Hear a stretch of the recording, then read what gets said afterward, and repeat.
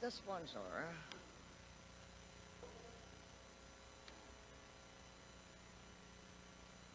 Congresswoman Nava.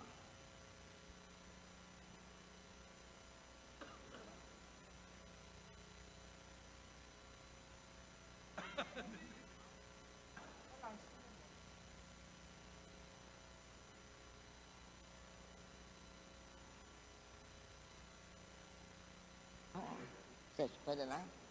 Pwede na. Session resumed. Majority Leader. Madam Speaker, I move that we consider the budget of the National Commission of Senior Citizens. There is a motion to consider the budget of the Commission on Senior Citizens. Hearing no objections, the same is approved. Majority Leader. Madam Speaker, I move that we recognize Representative Lucille Nava of the Lone District of Guimaras to sponsor the proposed budget of the National Commission of Senior Citizens and answer interpellations. Madam Speaker, so move. Congresswoman Nava is recognized. Thank you, Madam Speaker. Majority Leader.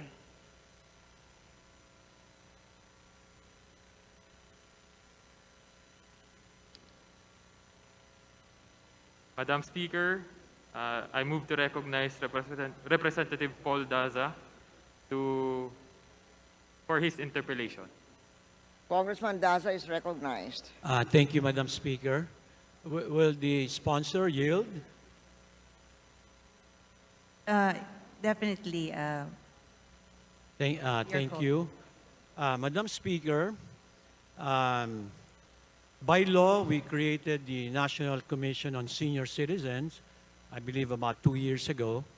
One of the major programs of the DSWD is the social pension program for indigent senior citizens. I recall last year in our budget deliberation, the understanding of the DSWD and the National Commission is that by next year, the implementation of the payout of that 500 pesos a month for senior citizens in the program will be turned over to the National Commission. So I would like to know if by next year it will happen, and does the Commission already have enough personnel and the organization to do that for 2023? Madam Speaker, may I reply? Distinguished colleague, regarding your question about the transition of the programs of the SWD to National Commission of Senior Citizens, it's ongoing. The transition plan, as of this recently, the memorandum of agreement between NCSC and DSWD has been approved this July 2022 only. And recently, this September 19, NCSC has met with a technical working group of DSWD and for the finalization of the IRR. And right now, the IRR was already given, I think, to DSWD. Thank you. It's already September 2022. So I would assume that the original plan of that actual transition to January 2023, wherein the social pension payout will be implemented by the National Commission, I'm assuming that's not going to push through for January 2023.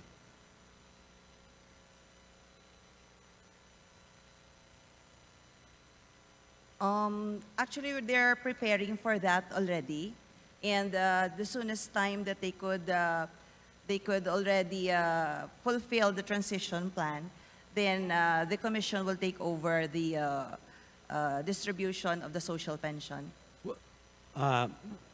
Madam Speaker, would the Commission state for the record if there is a target date for that, a definite date where they can implement the social pension program?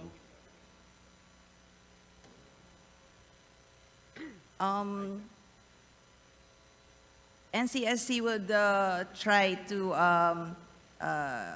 implement that the soonest time on January 2023, as soon as they already have the proper staffing. Because as of now, they're still waiting to fill up all their authorized positions, basing on the fact that before they didn't have their own selection board and they didn't have their back. And the SWD has been helping them with this transition and the filling up of the positions. Madam Speaker, I'm somewhat satisfied. My interpellation is of a friendly nature. I'm a big supporter of the social pension program. And with that assurance that the transition is ongoing, I think it's good news. If it's a little delayed, I think that's acceptable, just as long as the Commission is already working on getting the additional personnel and really preparing for that transition, Madam Speaker. My second question is, this year, the House passed a very good bill, good law. We should congratulate all of ourselves, including our counterparts in the Senate and the former President, wherein we doubled the social pension benefits from 500 pesos a month to 1,000 pesos a month. My understanding is the plan was to implement that also by 2023.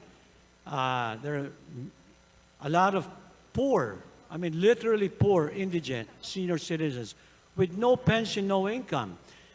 Even though it's a minimal increase, it's still a good gesture, I think, from the government. Doubling it, I think, is good policy.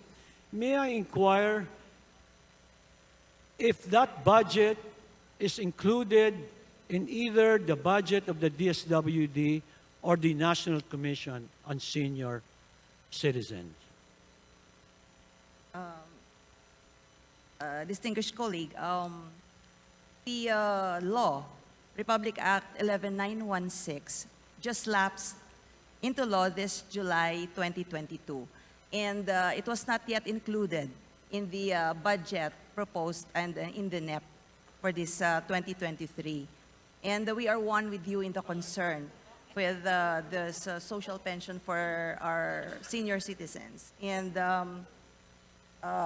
maybe eventually it will be incorporated already in the our budget. It's sad to hear that it's not included in the 2023 budget. May I ask if the sponsor will initiate any moves to persuade the Committee on Appropriations to augment the fund of either the Commission or DSWD to incorporate the necessary increase to help our needy senior citizens in this country? Distinguished colleague, I am very much with you in that concern because I give importance too much for this sector in our society, which has molded us. And I will try at the very best to whatever we can to, and also accept all your suggestions for augmentation of this additional social pension to our senior citizens. Thank you very much. Madam Speaker, should the majority move to augment the funding for the increase of the social pension for our senior citizen, this representation, and I believe the minority members, will support them in that. Madam Speaker, that will conclude my interpellation.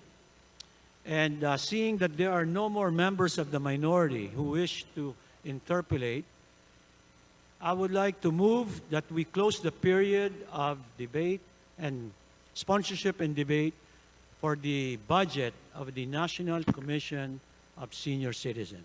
Majority Leader. Madam Speaker, on the part of the majority, we join the minority in the motion to terminate the interpellations on the proposed budget of the National Commission of Senior Citizens. There is a joint motion to terminate the interpellations on the proposed budget of the National Commission of Senior Citizens. Is there any objection? The chair hears none. The interpellations of the proposed budget of the Commission on Senior Citizens is hereby terminated. Congratulations. Thank you, Madam Speaker. Thank you. Thank you. Session suspended.